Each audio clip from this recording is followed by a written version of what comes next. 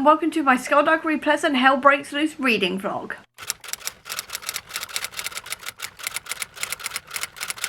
Today is the release date of Skulduggery Pleasant Hell Breaks Loose. This is the prequel to the main Skulduggery Pleasant series, focusing on Skulduggery and the dead men in Italy in the 1700s, if I remember rightly. I admittedly have not read the synopsis since basically it was announced, because I didn't really want to go into this with any sort of knowledge as to what this one's going to be about. I just wanted to be surprised and sort of just soak up that Skulduggery energy. So that's what I'm going to be doing, and I'm going to be taking you along with me because I have vlogged every single Skulduggery book so far, so I'm going to carry on doing that. Now, I will admit, I do not have the book physically with me. My copy is currently in Bristol.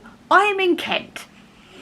I don't know what's happened here. I got a dispatch email yesterday morning, and last night I got an email to say, oh yeah, it will be arriving before midday today, and it's now 2:10 in the afternoon. It still hasn't arrived yet, and my tracking page is still saying it's in Bristol, so somehow I don't think it's coming today. So I decided to compromise. I bought the ebook. I was going to wait, but then I remembered obviously I don't have that much time, so I have the ebook instead so I can still read it. So I'm going to do that and then just hope that my physical version arrives before I finish it, so I can at least read a bit of it and show you the actual book before I upload this. I can show you the bookmark I got in the merch bundle that I was going to use. It says what kind of disturbed individual would read the same book twice, and it looks like I'm going to be reading the same book twice, once on ebook and then once in physical as well, but who knows? Anyway, I'm going to go start this book. Obviously, this is going to be spoiler heavy as well, so if you do not want to know anything about this book before you read it, please click off this vlog now, because this is going to be a very, very spoiler heavy vlog.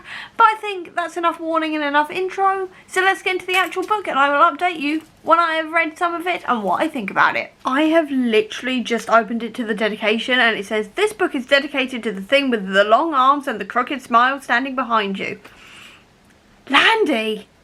He always gets me with his dedications, because he obviously did a dedication to Tony Stark and Natasha Romanoff at the beginning of Until the End, which really got me, to be honest, because I was like not ready for that, and now he's getting me again with these really funny like dedications.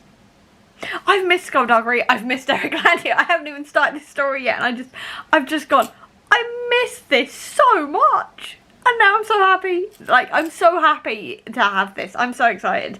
And this is actually set in Italy, 1703. So, I was right. It's 1700s Italy. I thought it was, but I can't remember. Anyway, I'm now going to get into it, because I can't say because obviously I missed this. So, I kind of need to start reading it so I don't miss it anymore. I'm back in it again. So, I'm actually going to start reading now. Literally on page 8, and I've already got an observation here. So, it's saying that like Ghastly is surprised and impressed that Skulduggery just knocked someone out instead of killing them. And he says, in the 13 years since Skulduggery had lost his family and died himself, he had been sinking steadily deeper into a pit of violent nihilism. I never know how to pronounce that word. His humour had become as sharp as the sword he wore on his hip, and as pointed as the lucky knife he often used to cut the throats of sentries and sensitives. I'm like, Ghastly's got no idea just how dark Skulduggery can go. Because obviously this is in the timeline, if he's been dead for a few years and come back again, that means he's already gone through the Lord Vile phase. So Ghastly's got no idea just how violent Skulduggery can get. I'm just like, ooh, hint just there that he was not okay at this time, but this is him coming out of it, and he's, oh, I love that.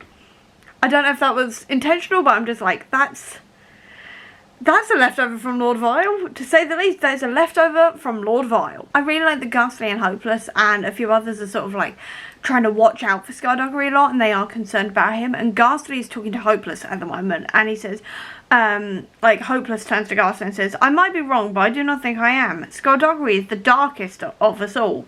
And Ghastly says, I thought you were.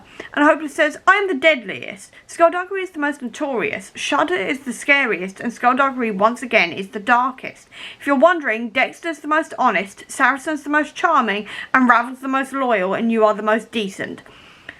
That sums them up pretty well. But I really like that we are sort of seeing that everybody can see that darkness in Skulduggery, and this is kind of where it came from, because a lot of people warn Valkyrie about being around Skulduggery a lot in like the early books, saying that there is a darkness in him and things like this. So it's really fun to see where that came from, but also the fact they're saying Ravel is the most loyal. Not after what he did. Not after what he did. That's a kick in the teeth. Why would you say something like that? He's not a nice human. He's not a nice person. Like, I mean, he appears to be a nice human, but he's a backstabbing, lying asshole who kills his friends. He is not loyal. I'm just sitting there going, oh God, you just said that. You just said that. You know, what makes it worse is that my mum is currently reading the original series at the moment. She's actually on The Dying of the Light. So, she's gotten through Ravel's betrayal, and we were talking about it literally like 2 nights ago. And just reading that, I'm just like, he is not loyal. I mean, I agree with everything else, don't get me wrong. Like, Ghastly is definitely the most decent of the lot of them, and I agree with everything else, but yeah, I don't like hearing that bit about Ravel, because I don't like him anymore, because he killed Ghastly. He killed my faves. I will never ever trust him. I don't care what happens. I'm going to be side-eyeing him this entire book, even though I know he was on the side of good at this point. I'm going to be side-eyeing him. Like, you turn evil. I don't like you. So, that's where I am at the moment. That is where I am. They're discussing they're discussing dinosaurs, and they're not calling them dinosaurs, they're calling them giant lizards, because this is the 18th century.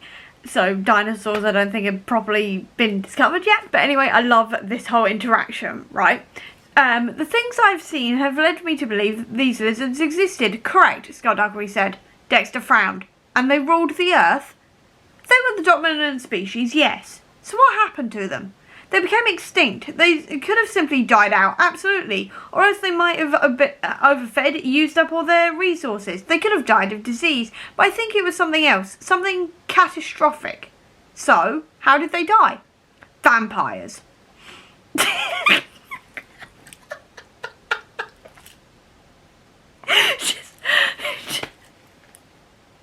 This is what I have missed. I have missed this absolutely deadpan, chaotic, bonkers conversation that you can get in the middle of a Skulduggery book. I've missed these types of things so much. I've missed this so much. Like, vampires. Vampires killed the dinosaurs. I love this so much. I've missed this world. I've missed this writing. I have missed this so much. It's only been like it's not even been a year. It may have been a year. It's been about a year. But I've missed this so much. Like, this is just cementing again that Derek Landy is one of my favourite writers of all time, because that interaction alone is worth everything. I'm about 80 pages in now. First of all, I knew Skulduggery was gonna break free. I knew he was gonna go and try and kill, like, Serpine and everyone. There was no way he wasn't gonna do that, because he's Skulduggery. He very much wants that revenge and everything else, especially with, like, the murders of his family being so, like, recent in times. For him it was only 13 years ago, so obviously he was going to go after them, especially considering he's probably still got Lord Vile still somewhere in his mind, or like part of Lord Vile still in there a little bit, and he's still like recovering from that.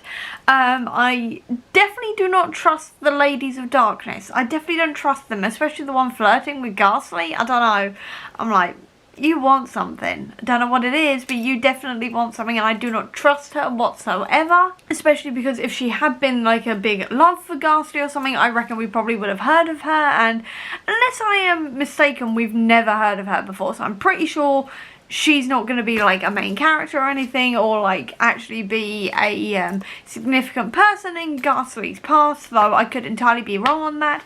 And then speaking of Ghastly, his mother has just turned up.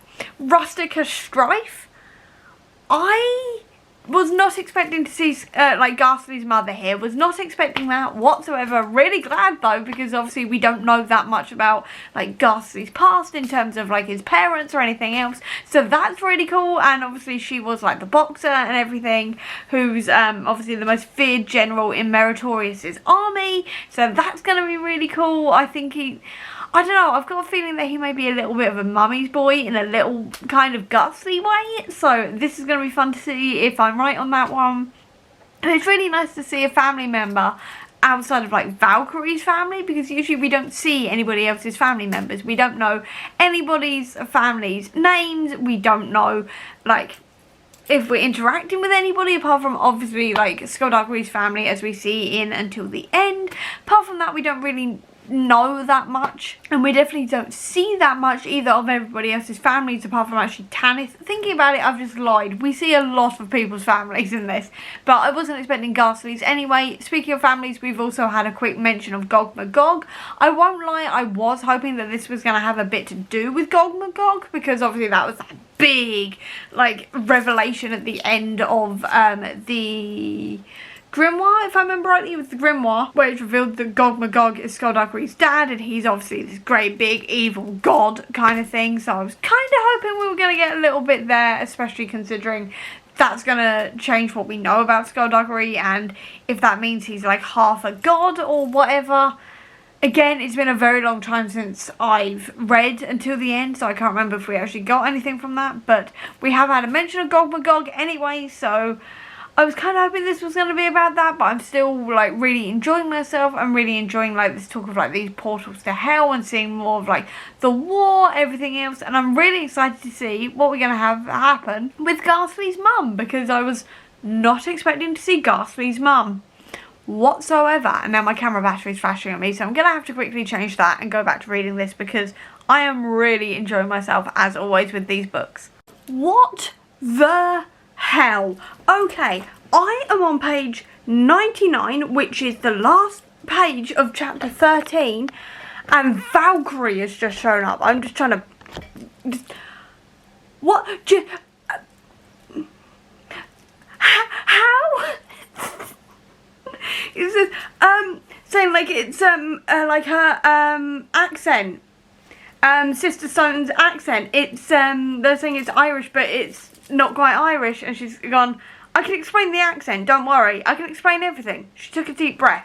Let's start with my name. I'm not Sister Stone. I'm not one of the Masked Sisters, and I'm not, technically, a follower of the Lady of Darkness. My name is Valkyrie Kane. I'm from the future. What in the hell is going on? And can I just say that I'm like reading this right now, right? So I'm freaking out over this, but at the same time, the McFly fanbase is also having a freak out because their new single drops at midnight, and it's dropped already in Australia. So people in Australia and slowly around the world, as the clock hits 12 everywhere, are hearing the new song. So people are like freaking out over that, and I'm freaking out over this and freaking out over that in anticipation for midnight, which is in 8 hours. Yeah, 8 hours, I think. Yes, 8 hours. And I'm just like, I'm stuck in the middle here, like literally. I don't know if I can show you this, but this is what I'm currently looking at. So I've got all of this going on this side, and I'm freaking out over here, and then I've also got this here. So I'm kind of in the middle of all of this, and now I don't know what to do apart from absolutely screaming fangirl, because I was not expecting Valkyrie. What? How is Valkyrie here? Who's the other one? Who's the other two sisters? Unless Valkyrie's managed to get herself into the Masked Sisters, like from the future, I don't know. I know that they were hiding something. I knew they were hiding something. Does that mean the other one? Does that mean the other one is Tanith? Does that mean the other sister who's flirting with Ghastly, is that Tanith? And that would also explain as well why they're not going near Skulduggery, because they've not really interacted with Skulduggery whatsoever, and obviously you want to preserve the flow of time and wibbly wobbly, timey wimey and all the rest of it. Is that why they're not going near Skulduggery? But if the other one's Tanith, Surely that's going to mess with time and everything. I've got to carry on reading. I'm just like, what in the hell?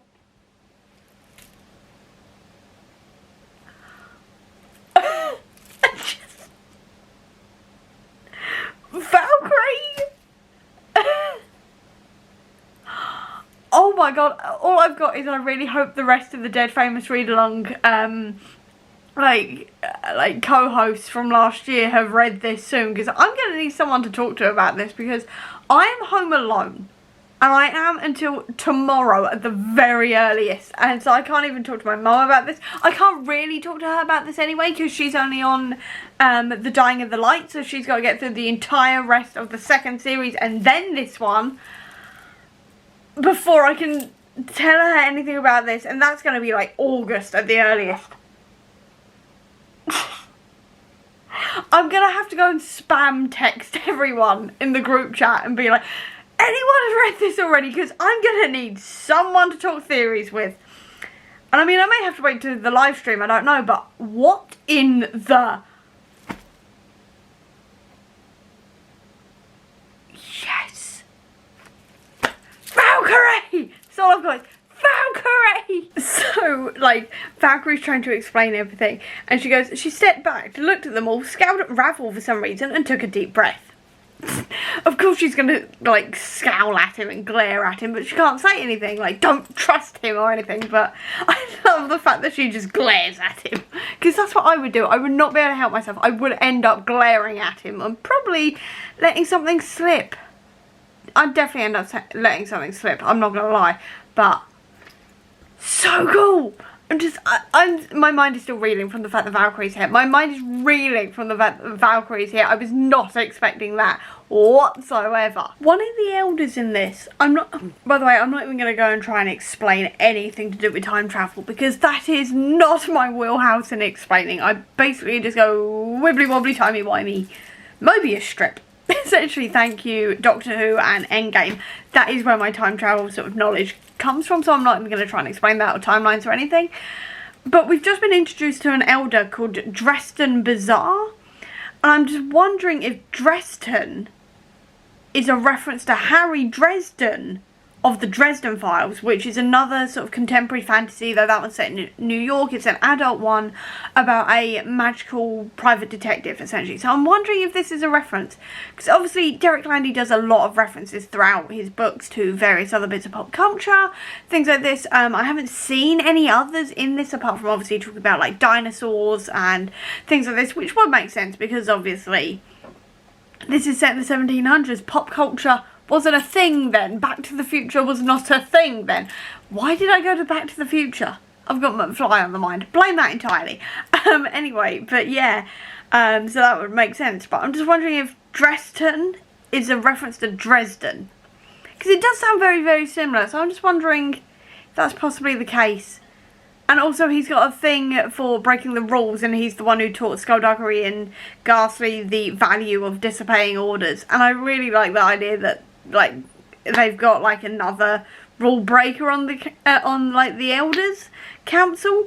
But also, can I just say as well, I love that even though Valkyrie and Skulduggery don't know each other at this point, or Skulduggery doesn't know Valkyrie, Valkyrie knows Skulduggery obviously, but I really like that you can still see that connection there, and that they still like you still feel that very tight, close connection there, even though they don't have this big history with each other in this one.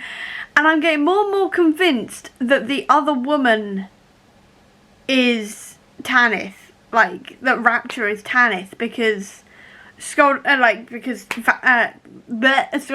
Valkyrie, Ghastly, more like Ghastly, has seen it. It's just that he's just basically fallen in love with her, and obviously he's in love with Tanith. So I'm just wondering, is this going to actually be Tanith, or did Ghastly have another sort of romance at some point? Obviously he had Anselm, like 7 years ago at this point he had Anselm, but Anselm left him. So did he have another maybe crush or a love in between Anselm and Tanith? I mean, it's possible because it's like 400 years ago, but did he?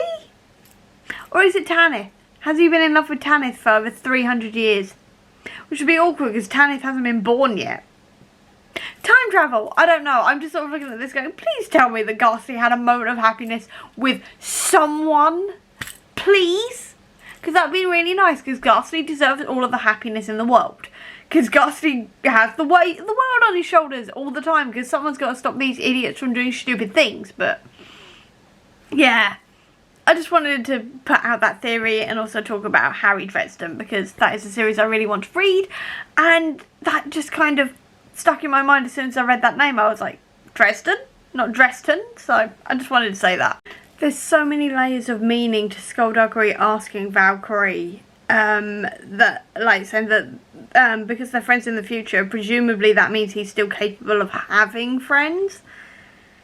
Considering where Skulduggery is in his life at this point, that is so meaningful, you know, because obviously he's only a few years out from, like, Lord Vile at this point, and obviously he's so hell-bent on revenge and stuff like this. It must be really comforting to him to know that he gets a friend and, like, who sticks by him so much. That's got to be really, really important. And him saying, like his friends at the moment currently don't trust him very much, and he doesn't even trust himself, and he is him.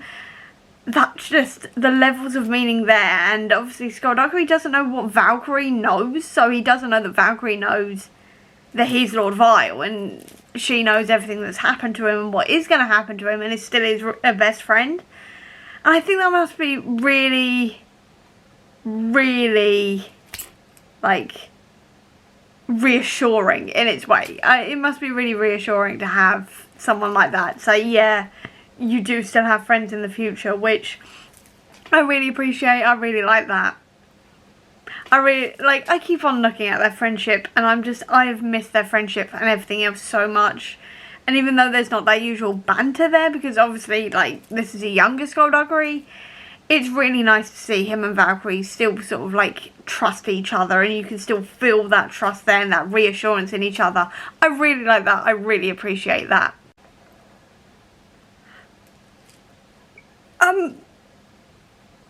What?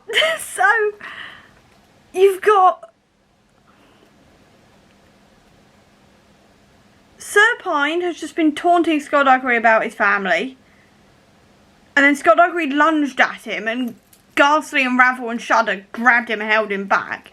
And then darkness explodes out of Skulduggery from his eye sockets and the tendrils and shadows, and then it goes towards Serpine's body, and it hits him with such force that he gets thrown backwards, and then he's held aloft by these, and then they burrow inside of him, and then take him apart, and then they all go back inside of Skulduggery?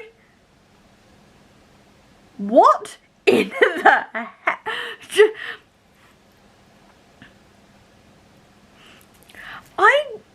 I am confused. I'm just sat here hoping that this isn't going to completely and utterly wreck the timeline. Like, I'm sure it won't, because Derek Landy isn't like that. But I'm just... That was Lord Vile. They're going to have to somehow reverse time backwards so that doesn't happen, so then he doesn't die. Because Serpine isn't supposed to die. Serpine's around, like... I mean, like Derek Landy has got precisely 80 pages to fix this. Unless this is a start to a whole prequel series. I don't think it is. But I've got no words. I've got no words, and I've got no one to talk to about this.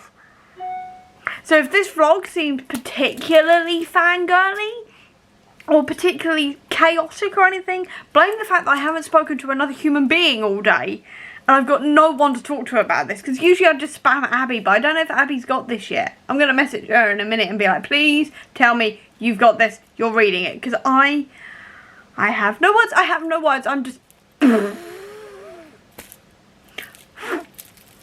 I've got nothing. I've just got this motion. And Derek Landy's got 80 pages to fix this. I don't know how he's going to do it. I've got no idea how he's going to do this. Wait. I've just had a thought. Right, so Ghastly's mother is still alive at this point, but Lord Vile is the one who killed Ghastly's mother. Skulduggery's done his Lord Vile bit at this point because that happened after his wife and child was killed, and he died. He then was brought back again. He came into the Necromancer Temple and became Lord Vile, then came to his senses, and then sort of spent a couple of years, like, sort of away, and then came back as Skulduggery, and sort of came back to life, so everyone knew him as Skulduggery, again, because that's how he appeared, and he left Lord Vile behind. But he had already killed Ghastly's mother by this point, but Ghastly's mother is still alive. And I know it's just clicked as well that this is an alternate alternate timeline because of what happened in until the end, and the whole world got basically recreated. So is this the story as to how Ghastly lived?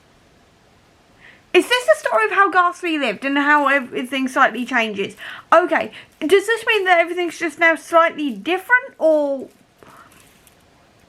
I mean, I've got like 71 pages left, so I don't know, but I'm a little bit confused now, because obviously this is a slightly different timeline and it's a slightly different path, but is the path still the same? Sometimes time travel confuses me in books. This is very much like a time travel thing, because obviously Valkyrie coming to the past has changed things, so now Serpine is dead. And everyone now knows that Skulduggery is a necromancer as well. They haven't twigged that he's Lord Vile, but they've twigged. But at the same time, they haven't mentioned Lord Vile. Like, at all. They haven't mentioned Lord Vile. I'm confused. So I'm going to have to try and finish this and see if I get any sort of clarity, because I am a little bit confused now, because obviously the timeline's now gone whack. Which could be because this is an alternate timeline, an alternate reality, and therefore a slightly different universe where some things have changed. Or has Derek Landy dropped the ball? I don't see Derek Landy dropping the ball this badly though. Not after he went through and recently, like 18 months ago I think it was, did the grimoire. And he's been working on like the grimoire and everything else and making sure the timeline's completely straight. And he's worked hard to make sure that the timeline is completely straight now. So I don't see him then forgetting what he was doing and buggering it up now, but I'm just like, but Ghastly's mum should be dead. She's not dead. I don't know if this is just, I think this must be the new history of what happened in the past, in the 1700s, to explain why Ghastly's still alive now. Because it must be that Valkyrie going back into the past and finding out that Skulduggery is a necromancer and everything else will probably lead to somehow Ravel's intentions being revealed and Ravel being taken out as well, maybe, or something. But at the same time, if Serpine isn't around, Valkyrie, like she said, isn't going to have her uncle killed, which means she's not going to learn about magic. There's 71 pages left, and I'm going to need answers and this to work out Doctor Who style, essentially, by the end of this. That's what I'm getting at. This needs to work out Doctor Who style for this to fully work in my brain. Unless this is the start of a new series that's going to slowly work that way in, I don't know. I'm confused, and I've only got 71 pages left. Right, okay, I'm going to try and finish it without commenting anymore, unless something else amazing happens that's going to break my brain that I need to talk about, but... I'm going to try and finish this now and then see what's happened, because at the moment I'm a little bit worried. Like, in Derek Landy we trust, because I don't see him going completely off the rails with this, but... like, I don't think that's what's happening. I trust Derek Landy, like, a lot with these things, and I'm hoping that this is just him working out this new timeline or something, because he's already said that he'd never do a prequel before. He always said that he was never going to do a prequel because you'd always know who survived, but then it clicked into his head how he'd do it recently. Like today he was tweeting about it, saying that how like this idea came about, and it sort of clicked into his mind how to do it. And obviously we now don't know who can live and who can die, because this is a brand new universe, and we just know that Ghastly's going to live, and obviously Skulduggery and Valkyrie, and obviously Tanith, but Tanith isn't here yet. To be fair, I now don't think that Lady of Darkness woman is actually like a isn't like a future version of Tanith gone back in time. It's not quite adding up for me, the way she's talking, things like this, but I'm just like, I'm just going to try and finish this now. I'm going to try and finish this and get back to you afterwards unless something amazing happens I need to talk about immediately. I don't know. I just want answers. I'm going to need answers, which means I'm going to shut up talking because I've been going for 5.5 minutes now on this, and I'm going to try and finish this. I'm trying to get my head around it at the same time, so I may need some time to get my head around this. That's what I'm going to do. I'm going to finish this and try and get my head around it and go from there. Okay, I know the words avenge the fallen is sort of like a reasonably common phrase in these types of things, but Skulduggery says we avenge the fallen, and that's just reminding me of all the Endgame posters where everyone was in black and white if they died and it said avenge the fallen across it. Again, I reckon that's a reference. Derek Landy is a Marvel fan, he writes for Marvel, so I reckon that was a reference. Skulduggery, as Vile, has just killed Ravel, which means that none of the other dead men have to die. I mean, Hopeless is already dead, so that's not... Wait, Hopeless was already dead, wasn't he? I'm pretty sure Hopeless was the one that died anyway, because I was trying to remember who Hopeless was, and I'm pretty sure he was the one dead man, the one dead man who did die in the war, so that's fine. But now Ravel's dead, which means nobody else is going to die. Like, none of the other dead men are going to die, which is absolutely fine, because that means that's how Ghastly lives. That makes sense. That's got to be how Ghastly lives, but now they've got to deal with the fact that Lord Vile is here. Because obviously Skulduggery's kind of viled up and cut the sword through Ravel and the soldier behind him. And Ghastly's just grabbed, Valkyrie's just grabbed Ghastly to get him out the way. And now he knows it's Vile. But at the same time, Vile, at the time, hasn't killed Ghastly's mother. So maybe his mother's still going to be alive. I like this. I like this. This is the explanation. This definitely has to be the explanation as to how the hell Ghastly is still alive.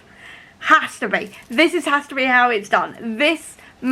Now it makes sense. I'm fine now. I just had to get my brain around this. But yeah, it's fine. It's wibbly wobbly, timey wimey. It's absolutely fine. This is how Ghastly lived. This is how Ghastly lives. I really like this. I've missed Skulduggery in like the battle scenes and all the rest of it. Lord Vile.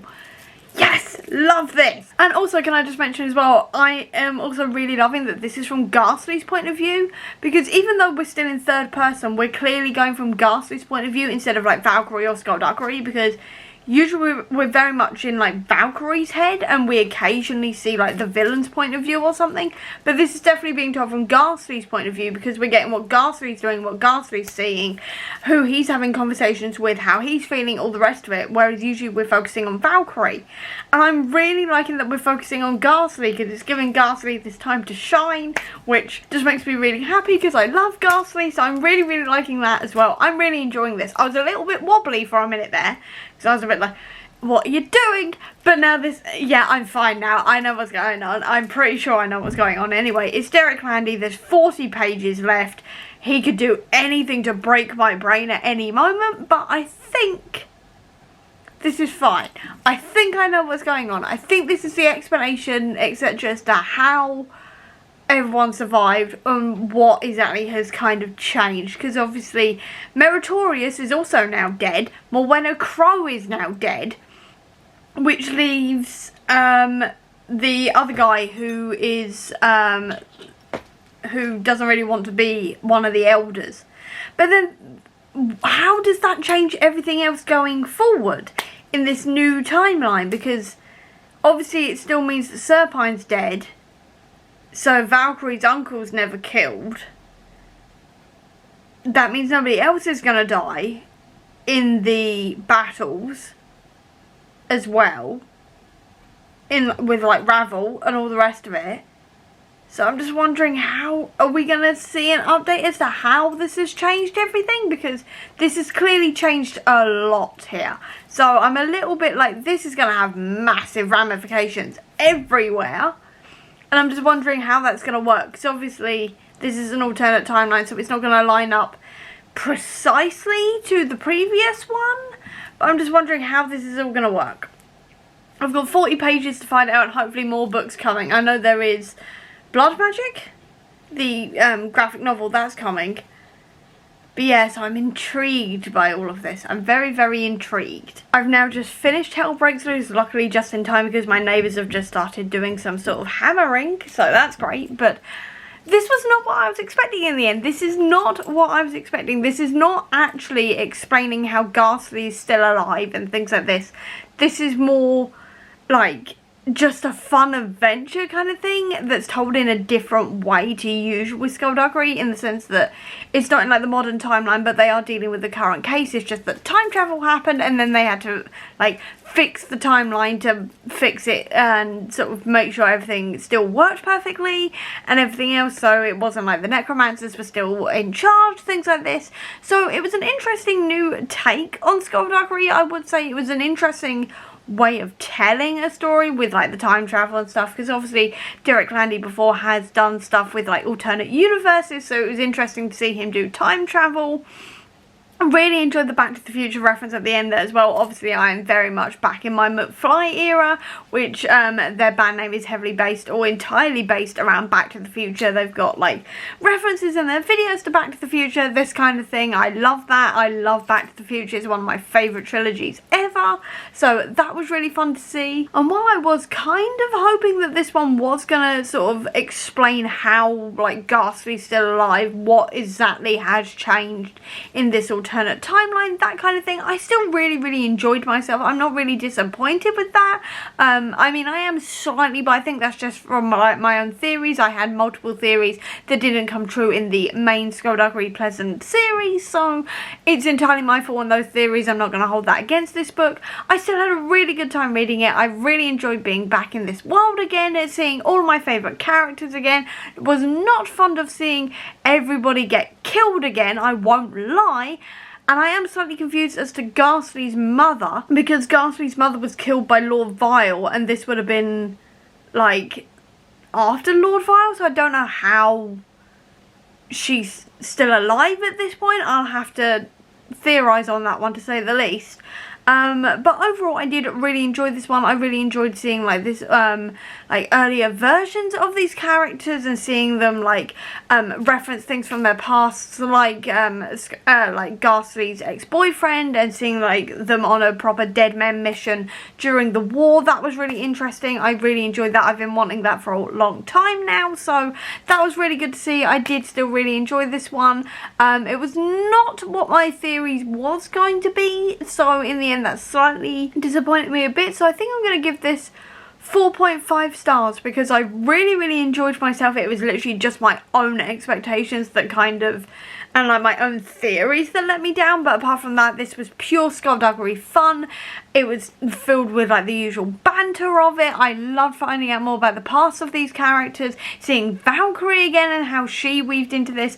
All of this was really good fun. It definitely kept me on my toes. I had a great time reading it, so 4.5 stars. And that, I think, is where I'm going to be where I leave this reading vlog, because I don't think I really have anything else to say, and if I do think of anything else, I'm probably going to be leaving it for the live show that we're going to be doing for this, fingers crossed. Keep an eye on all of our Twitter accounts and everything for when the announcement comes for that live show. But with that, I hope you enjoyed this video. If you did, please do give me a thumbs up. Comment down below, tell me what you thought of this book when you read it. I'd love to know. Or if you don't have that much time, leave me a skull emoji down below to let me know that you were here. I'll also leave a link as well down below to all of my social media if you want to check it out, including to the Comic Book Sanctum, which is my website dedicated to Marvel Comics, which actually has a guide to Derek Landy written Marvel Comics on there if you're interested in that, as well as a link down below to my Etsy and Redbubble store, which sells bookish merch if you're interested in that as well. Or if you just want to see any more of my videos, please click subscribe here, and over here will be the link to my previous video. But until next time, everyone,